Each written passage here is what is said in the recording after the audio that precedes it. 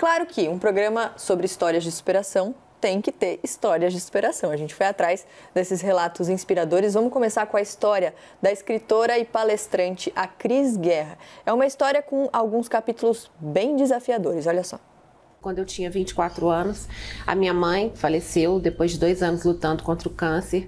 7 anos depois, o meu pai faleceu também depois de 2 anos lutando contra o câncer. Logo depois que meu pai morreu, 6 meses depois, eu me casei. E eu queria muito ser mãe, engravidei logo no começo do casamento, eu tinha 31 anos e antes de 2 meses de gravidez eu tive um aborto espontâneo, engravidei de novo 10 meses depois e antes de 2 meses tive outro aborto espontâneo e acabei me separando depois de mais um ano tentando engravidar e me apaixonei por um colega de trabalho que já era amigo, que também estava recém-separado, tinha mais ou menos o mesmo tempo de casamento que eu, tinha sido casado pelo mesmo tempo que eu. E com mais ou menos 1 ano de namoro, a gente teve um término. E aí, quando a gente teve esse término, eu parei de tomar pílula. A gente teve 2 encontros e nesses encontros rápidos, nesses encontros que a gente nunca imaginou, porque eu imaginava que eu não poderia ser mãe, eu engravidei.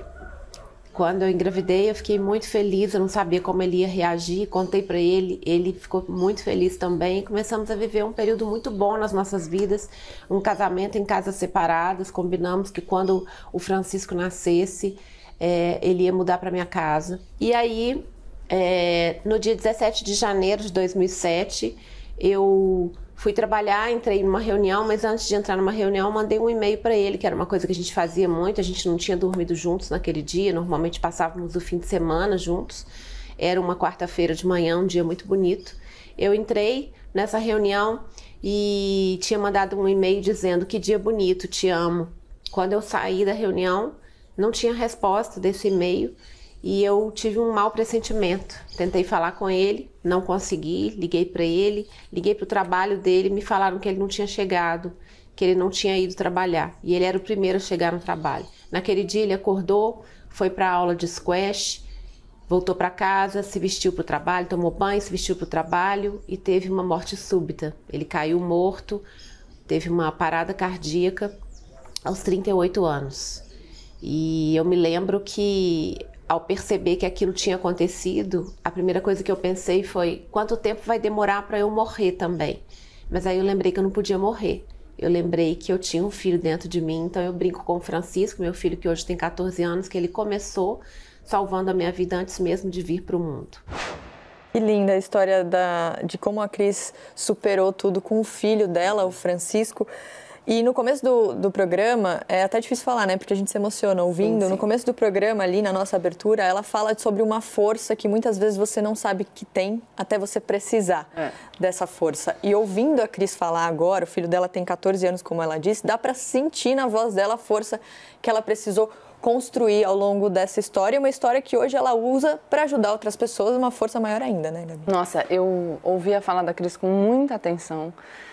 E fui anotando aqui, acho que mensagens que a gente pode retirar dessa fala tão bonita que de fato me emocionou. O filho dela chama Francisco, era o nome do meu pai.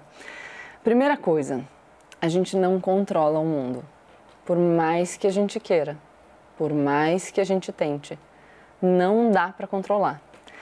E aí a gente vai ter que, essa frase é dela na abertura, o que importa não é o que acontece, mas o que a gente faz com o que nos acontece. Então, o que ela está dizendo é, a partir de todas essas experiências de muita dor, ela conseguiu encontrar um outro significado e seguir a partir daí. Eu acho isso fundamental, já falei muito aqui de a gente interpretar o nosso sofrimento e conseguir construir a partir dele, mas eu gostaria de dizer também que, embora a gente, no geral, perceba que a gente é muito mais forte do que a gente acha que a gente é, tudo bem também se a gente não for tão forte. Tudo bem se a gente precisar de ajuda. Tudo bem se a gente não der conta sozinho. Não tem vergonha nenhuma da gente pedir auxílio quando a gente se sente numa condição de absoluto desamparo. Acho que uma outra mensagem fundamental, ela fala, enfim, da morte súbita do companheiro dela aos 38 anos. O meu pai também faleceu com 39 anos, muito a próxima idade. E acho que isso traz uma mensagem importantíssima para quem ainda não vivenciou essas experiências de dor, mas pode aprender com a experiência da Cris, que é: a gente precisa fazer aquilo que nos faz feliz. na medida do possível. E a gente precisa desfrutar as pessoas que a gente ama, que estão aqui com a gente, enquanto elas estão aqui com a gente. Eu tenho certeza que você vai se emocionar agora também, porque você viveu essa experiência recentemente, mas é isso. A gente não sabe o que vai acontecer e a gente não consegue saber, por mais que a gente tente, a gente não consegue controlar. Então, viva a sua vida o melhor que você pode, aproveite as pessoas que você ama o máximo que você conseguir. É isso. E peça ajuda quando você precisar. Não, vou jogar pra você. Desculpa, me ajuda. Ajudo sim, porque essa história é muito forte. E, de novo, eu trabalhei com depoimentos de sobreviventes de campo de concentração. A mesma experiência de horror, a mesma experiência de barbárie, testemunhadas por pessoas diferentes, produz em alguns um amor pela vida extraordinário, em outros uma destruição da sua capacidade de esperança. Por quê? Porque nós somos diferentes. Então, quando eu digo as coisas que eu acredito, ostra feliz não produz pérola. Eu digo assim, frases que eu aprendi com outras pessoas, a Gabriela citou indiretamente Sartre, né? Não importa o que a vida fez de você, mas o que você fez com que a vida fez de você. Eu também reconheço que cada um reage aos problemas de uma forma muito especial. Algumas pessoas crescem com a dificuldade, muitas, mas outros não conseguem superar porque ou a dificuldade é muito grande ou aquilo foi o elemento que detonou a crise de supersaturação, como naquela experiência de física. Um grão a mais de açúcar faz com que todo o açúcar volte a ser açúcar e não deixe de ser dissolvido naquele líquido que a gente está aquecendo. Então, nós não podemos nunca julgar quem não consegue, porque às vezes quem não consegue é porque realmente não deu.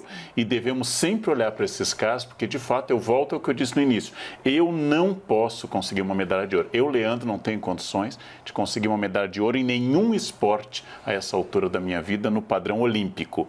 Mas eu posso melhorar meu desempenho físico. E aí, olhando para pessoas assim, eu posso ser mais, ainda que não possa ser o top 10 das galáxias, mas eu posso ser mais sempre. Por isso que é bom ouvir histórias de superação, mas sem julgar aqueles que não conseguem, porque às vezes não dá. O problema é maior do que a sua capacidade. Karnal, pode ser um olhar para a história de superação com generosidade consigo e com o outro. Então, com o outro, que eventualmente não consegue, e com você, quando você não atingir o máximo que você tem um defeito, eu acho, que é estudar o case de sucesso. E a gente tem que aprender também com o case de não sucesso. Ou seja, eu também posso aprender com as pessoas que não conseguiram. Por isso, é muito difícil julgar alguém que desistiu.